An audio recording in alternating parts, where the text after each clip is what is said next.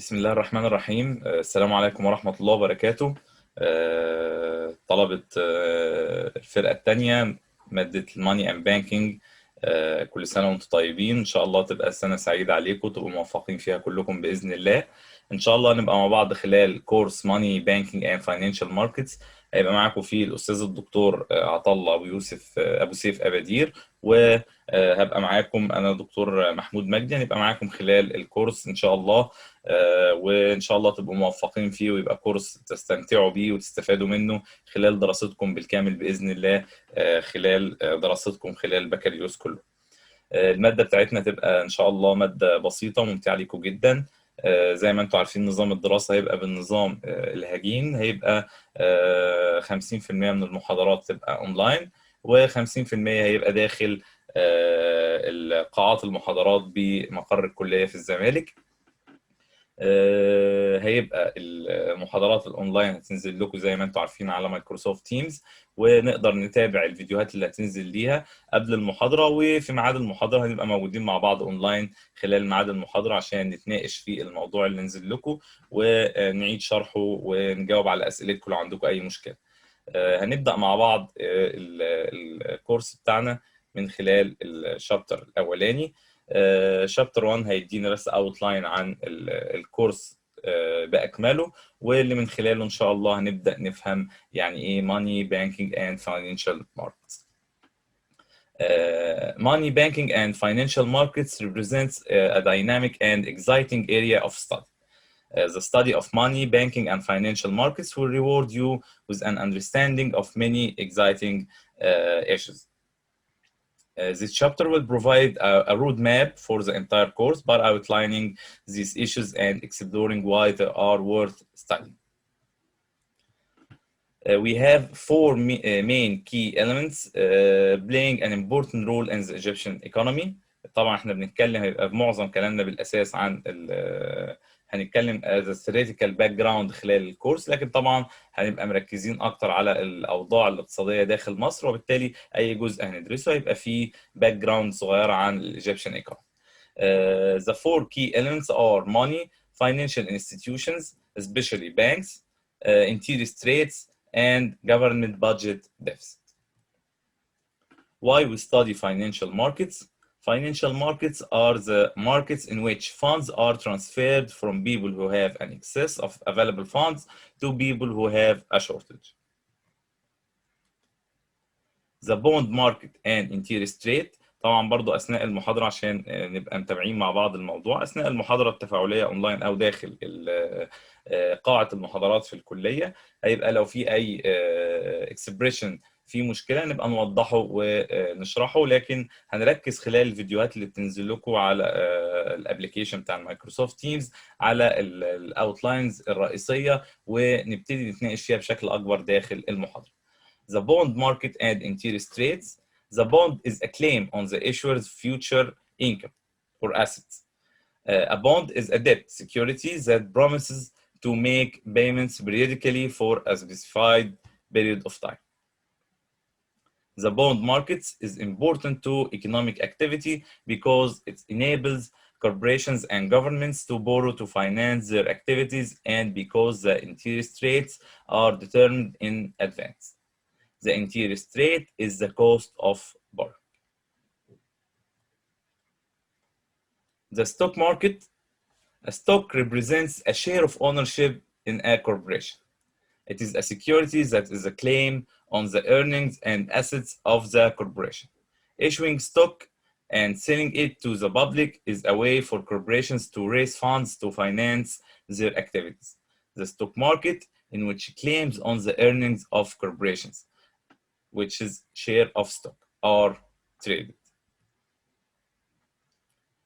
The foreign market or foreign exchange market for funds to be transferred from one country to another.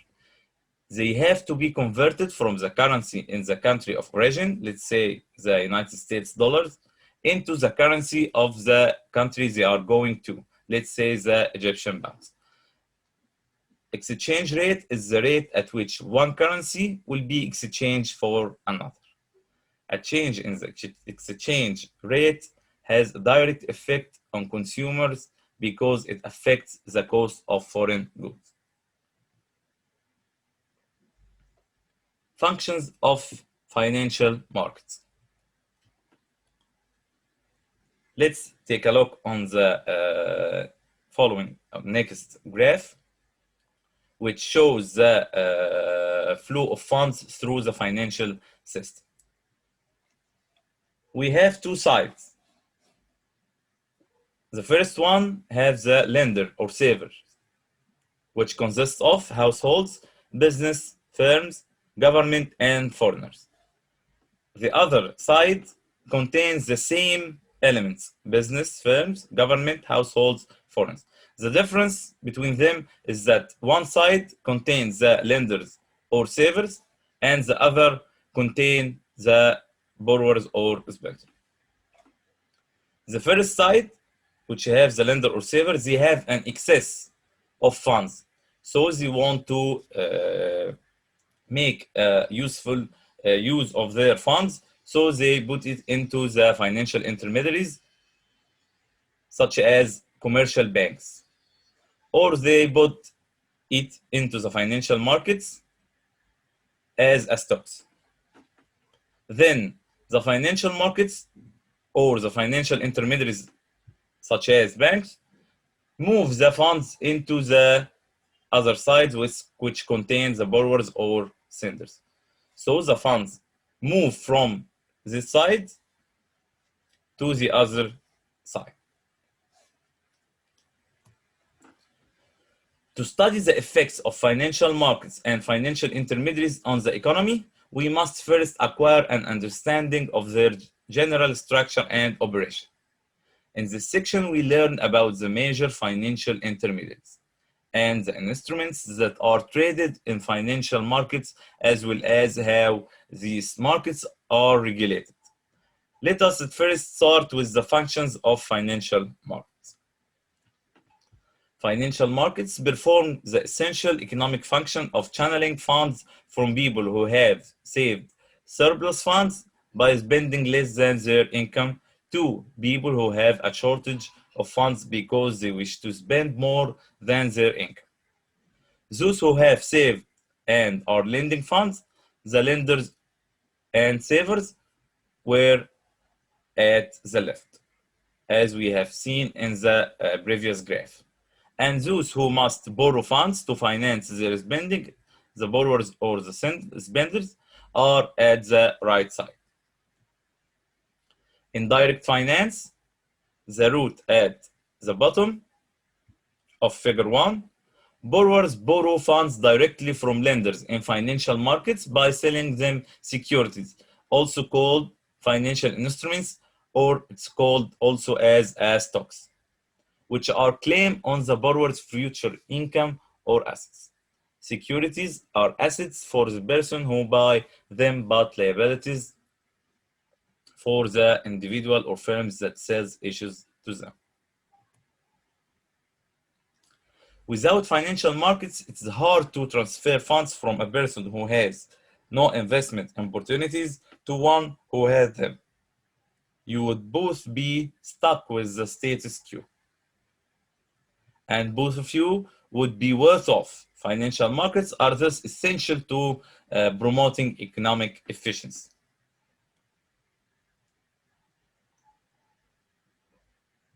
The existence of financial markets is also beneficial even if someone borrows for a purpose other than increasing production in a business. Say that you are recently married, have a good job, and want to buy a house. You earn a good salary, but because you have just started to work, you have not yet saved much. Over time, you would have no problem saving enough to buy the house of your dreams. But by then, you would be too old to get full enjoyment from it. Without financial markets, you are stuck. You cannot buy the house and must continue to live in your tiny apartment.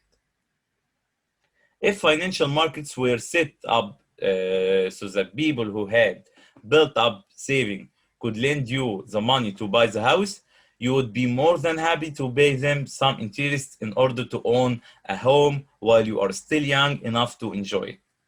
Then, when you had saved up enough funds, you would pay back your loan. Now we can see why financial markets have such an important function in the economy. They allow funds to move from people who lack productive investment opportunities to people who have such opportunities. By so doing, financial markets contribute to higher productivity and efficiency in the overall economy. They also directly improve the well-being of consumers by allowing them to time their purchase better. Thank you. We will continue to the same chapter in the next lecture in the campus next week. After you watching this lecture, you are welcome to join us into the online lecture at the time of the lecture as it's shown to you from your schedule. Thank you, and if you have any question, I'll be glad to answer all of them. Thank you.